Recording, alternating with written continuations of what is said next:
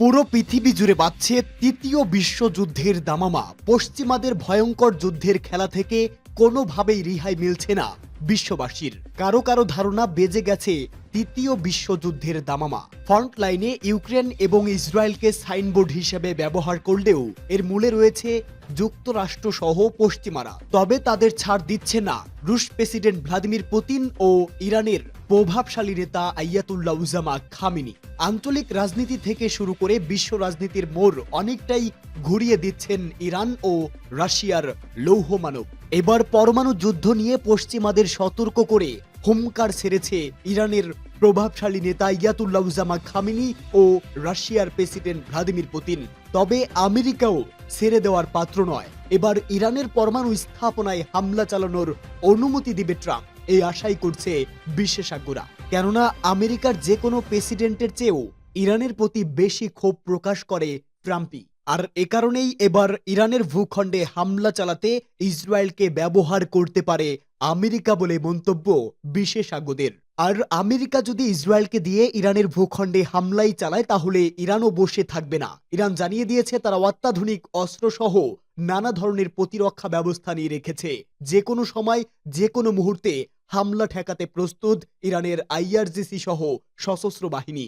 এদিকে ইরানের সঙ্গে ইসরায়েল অথবা আমেরিকার যুদ্ধ যদি বেঁধেই যায় তাহলে ইরানের রয়েছে শক্তিশালী প্রতিরোধকামী প্রক্সি বাহিনী। অন্যদিকে আমেরিকার সঙ্গে রয়েছে পশ্চিমা বিশ্ব সহ ন্যাটোর সদস্যভুক্ত দেশগুলো।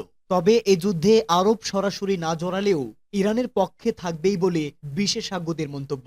আর বিশ্বযুদ্ধ যদি লেগেই যায় তাহলে পারমাণবিক অস্ত্রও ব্যবহার করতে পারে রাশিয়া, ইরানের মতো অন্যান্য পরমাণু শক্তিশালী দেশগুলো। যদিও ইরান বলছে তাদের কোনো পরমাণু অস্ত্র নেই, কিন্তু বিশেষজ্ঞদের ধারণা ইরান ইতিমধ্যেই পরমাণু অস্ত্র তৈরি করে ফেলেছে। আর পরমাণু যুদ্ধ যদি বেঁধেই যায় তাহলে বিশ্বের কেউ আর রেহাই পাবে না বলেই মন্তব্য বিশেষজ্ঞদের। আর এরই মধ্যেই আমাদের হাতে এসে পৌঁছেছে গুরুত্বপূর্ণ আন্তর্জাতিক সংবাদ। শুরুতেই জানিয়ে দিব এই সংবাদগুলোর শিরোনাম, এরপরেই থাকবে বিস্তারিত। ইরানে হামলা চালালে এবার তৃতীয় বিশ্বযুদ্ধ শুরু হবে বলে আয়াতুল্লাহ উজামা খামেনির পররাষ্ট্রমন্ত্রীর মন্তব্য। এরপরেই জানাবো হুতির লক্ষ্যবস্তুতে মার্কিন হামলার ভিডিও ফুটেজ প্রকাশ। জানাবো দেশের ইতিহাসে প্রথম গোয়েন্দা জাহাজ উন্মোচন করল ইরান, ভয়ে আতঙ্কে পশ্চিমা রাষ্ট্র। জানাবো ইউক্রেনে ধরা পড়া এড়াতে আত্মঘাতী হচ্ছেন উত্তর কোরিয়ার সেনারা। এবং সর্বশেষ জানিয়ে দিব কঠোরপন্থী হিন্দুত্ববাদ নরেন্দ্র মোদীর দেশ ভারতকে শিক্ষা দিতে এবার বাংলাদেশের সঙ্গে সামরিক সম্পর্ক শক্তিশালী করতে চায় পাকিস্তান। আর এতেই ভয়ে আতঙ্কে থরথর করে কাঁপছে হিন্দুত্ববাদীদের মসনদ। শুনছিলেন সংবাদ শিরোনাম, এবারে বিস্তারিত। তবে তার আগে আপনি যদি ফিলিস্তিন সহ সকল নিপীড়িত দেশের সমর্থক হয়ে থাকেন তাহলে ভিডিওটিতে একটি লাইক দিয়ে চ্যানেলটি সাবস্ক্রাইব করে কমেন্টস বক্সে ইয়েস লিখে জানিয়ে দিন আপনার মূল্যবান মতামত। জানিয়ে দিন কোন স্থান থেকে আমাদের সংবাদ শুনছেন বা দেখছেন। ইসরায়েলকে কড়া হুঁশিয়ারি বার্তা দিয়েছে ইরানের পররাষ্ট্রমন্ত্রী আব্বাস আরাকচি। ইরানে ফের হামলা চালালে কি পরিণতি হতে পারে তা নিয়ে সতর্ক করেছেন আব্বাস। ইসরায়েলের সম্ভাব্য হামলার ব্যাপারে ইরান পুরোপুরি প্রস্তুত রয়েছে বলেও হুঁশিয়ারি দিয়েছে আব্বাস আরাকচি। আব্বাস গত ডিসেম্বরে এই সাক্ষাৎকার দিয়েছেন, কিন্তু এটি প্রকাশিত হয় আজ। ইরানি পররাষ্ট্রমন্ত্রী বলেছেন, আমি আশা করি ইসরায়েল এমন বেপরোয়া পদক্ষেপ নেওয়া থেকে বিরত থাকবে। এমন পদক্ষেপ নিলে পুরো মাত্রার যুদ্ধ শুরু হবে। এদিকে গত 3 জানুয়ারি ওয়াশিংটন টাইমস ও মার্কিন সংবাদ মাধ্যম আক্সিওসের এক প্রতিবেদনে বলা হয়েছে বিদায়ী মার্কিন প্রেসিডেন্ট জো বাইডেন ইরানের পরমাণু স্থাপনায় হামলার পরিকল্পনা করেছেন। শুধু পরিকল্পনায় নয়, প্রস্তুতিও নিতে শুরু করেছেন।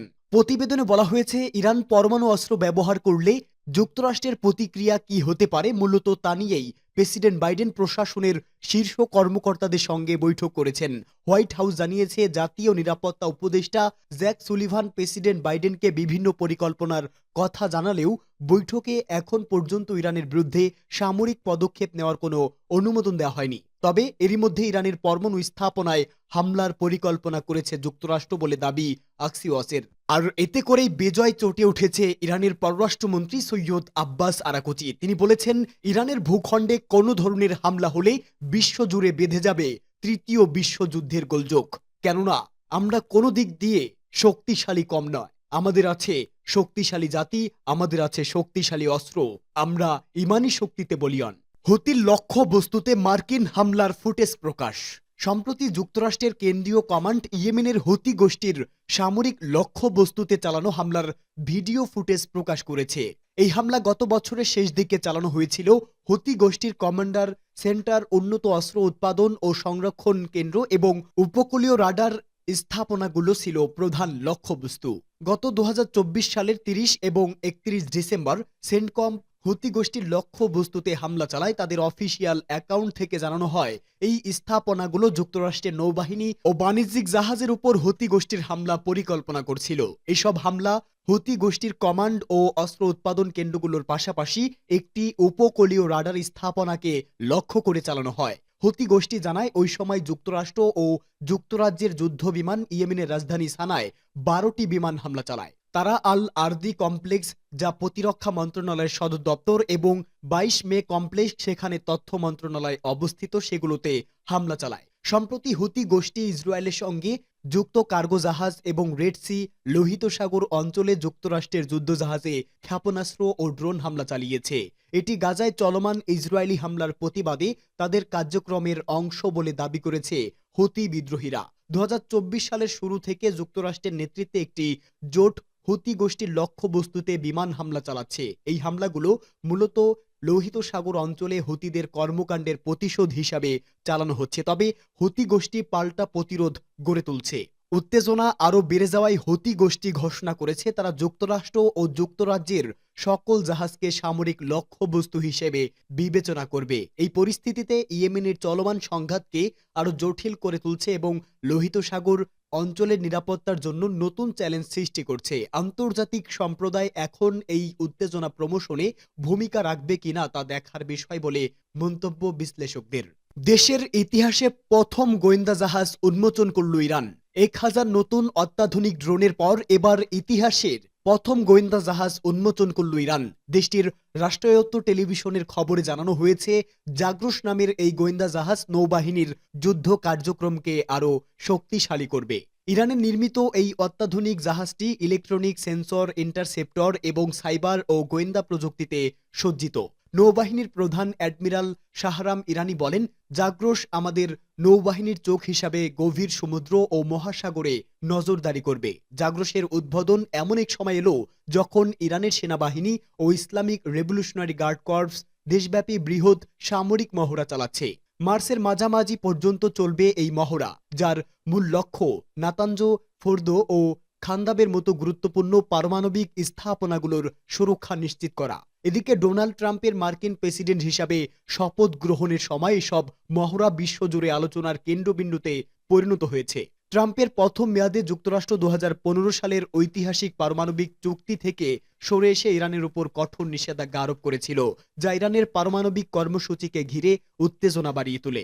২০২০ সালে ড্রোন হামলায় ইরানের শীর্ষ রেভলিউশনারি গার্ড জেনারেল কাশেম সোলাইমানিকে হত্যার নির্দেশ দিয়েছিল সাবেক মার্কিন প্রেসিডেন্ট ডোনাল্ড ট্রাম্প। ইরাকের মাটিতে ঘটে যাওয়া এই ঘটনাটি বিশ্বজুড়ে আলোড়ন সৃষ্টি করেছিল। এদিকে মার্কিন সংবাদ মাধ্যম অক্সিওসের এক প্রতিবেদনে বলা হয়, প্রেসিডেন্ট জো বাইডেনকে ইরানের পরমাণু স্থাপনায় হামলার জন্য বিভিন্ন বিকল্প উপস্থাপন করা হয়েছে। এই পদক্ষেপের লক্ষ্য ছিল সম্ভাব্য পরমাণু বোমা তৈরির প্রচেষ্টা রুখে দেওয়া। তবে ইরান বরাবরই দাবি করে আসছে যে তাদের পরমাণু কর্মসূচি কেবল শান্তিপূর্ণ উদ্দেশ্য পরিচালিত হচ্ছে এবং তাদের পারমাণবিক অস্ত্র তৈরি করার কোনো পরিকল্পনা নেই। তবে অন্যান্য বিশেষজ্ঞরা মনে করছে, ইরান মূলত পশ্চিমা বিশ্বকে টক্কর দিতেই তাদের পরমাণু স্থাপনা সক্রিয় করছে, নানা ধরনের ভয়াবহ অস্ত্র তৈরি করছে। পেজোশকিয়ান আরও দাবি করেছেন, ইরান পারমাণবিক অস্ত্র তৈরির চেষ্টা করছে না এবং যারা এই ধরনের ধারণা প্রকাশ করছেন তাদের বক্তব্যকে তিনি পূর্ব পরিকল্পিত অজুহাত তৈরির চেষ্টা বলে অভিহিত করেন। ইউক্রেনে ধরা পড়া এড়াতে আত্মঘাতী হচ্ছেন উত্তর কোরিয়ার সেনারা। ইউক্রেনের কুরস্ক অঞ্চলে রুশ বাহিনীর সঙ্গে তীব্র লড়াইয়ের পর সেখানে মৃতদেহ খুঁজতে গিয়ে ইউক্রেনের বিশেষ বাহিনী এক চমকপ্রদ ঘটনা প্রত্যক্ষ করেছে। তুষার ঢাকা এলাকায় পাওয়া গেছে উত্তর কোরিয়ার বেশ কিছু সেনার মৃতদেহ। এর মধ্যে একজন সেনা তখনও জীবিত ছিল। তবে ইউক্রেনীয় সেনারা কাছে যেতেই ওই উত্তর কোরীয় সেনা নিজের গ্রেনেড বিস্ফোরণ ঘটিয়ে আত্মঘাতী হন। ইউক্রেনের বিশেষ বাহিনীর পক্ষ থেকে জানানো হয়, ধরা পড়ার ভয়ে এমন সিদ্ধান্ত নিয়েছে ওই সেনা। ইউক্রেনীয় কর্মকর্তাদের মতে এমন আত্মঘাতী ঘটনা প্রমাণ করে উত্তর কোরিয়ার সেনারা কি মাত্রায় মস্তিষ্ক ধোলাইয়ের শিকার। তাদের শেখানো হয়েছে যে ধরা পড়া মানে দেশদ্রোহিতা। ইউক্রেনীয় এই পশ্চিমা গোয়েন্দা রিপোর্টে জানানো হয়, উত্তর কোরিয়ার সেনাদের মধ্যে ধরা পড়া চেয়ে আত্মহুতি দেওয়ার প্রবণতা বেশি। বাংলাদেশের সঙ্গে সামরিক সম্পর্ক শক্তিশালী করতে চায় পাকিস্তান। বাংলাদেশের সঙ্গে সামরিক সম্পর্ক শক্তিশালী করতে চায় পরমাণু শক্তিধর দেশ পাকিস্তান।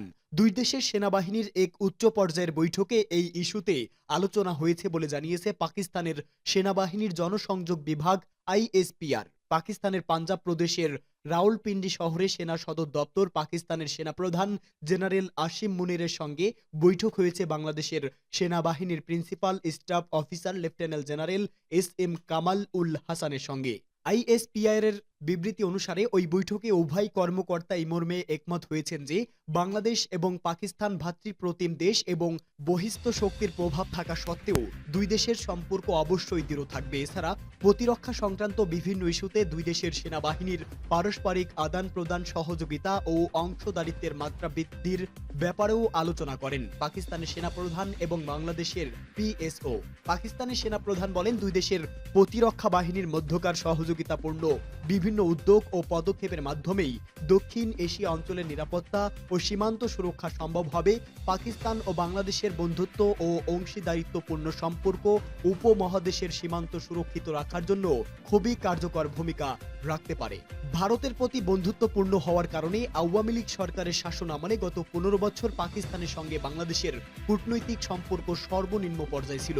দুই দেশের সেনাবাহিনীর মধ্যেও পড়েছিল তার প্রভাব। তবে এবার ভারতের সঙ্গে উত্তেজনার মধ্যেই ভারতকে কড়া শিক্ষা দিতে এবার বাংলাদেশের সঙ্গে হাত মেলালো পাকিস্তান।